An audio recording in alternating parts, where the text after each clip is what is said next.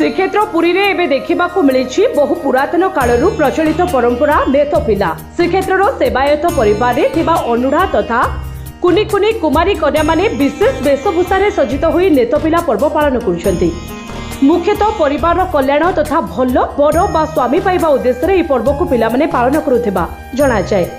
तेबे शारदीय दुर्गा पूजा बेले पुरी श्रीमंदिर सेवायत परिवार रे देखिबाकू मिलिथाय नेतपिलार परंपरा।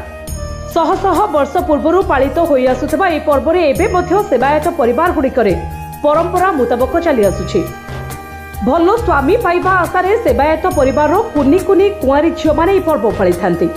प्राय 21 दिन पूर्व बलि पूजन करबा परे 3 दिन धरी विभिन्न वेशभूषा रे सज्जित होई मार्कंड पोखरी ठारे नेत पिला माने मां वृंदावती पाखरे पूजा करबा सहित सेठारे बलि गीत गाई थांती।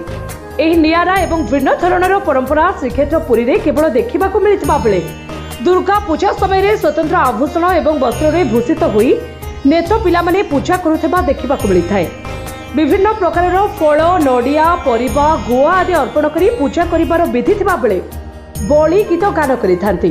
पूजा परे नेत पिला माने सेमानकर संपर्कीय मानक घर को बुली जिबार विधि रहिछि। मां पार्वती शिवं को पाइबा उद्देश्य रे ई पूजा करिबार किंबदंती रहिथिबारु ताहाको अनुसरण करी शिवंक भली स्वामी पाइबा उद्देश्य रे ई नेतपिला पर्व पालित होइथाय बोली विश्वास रहिछि। ब्यूरो रिपोर्ट जे न्यूज।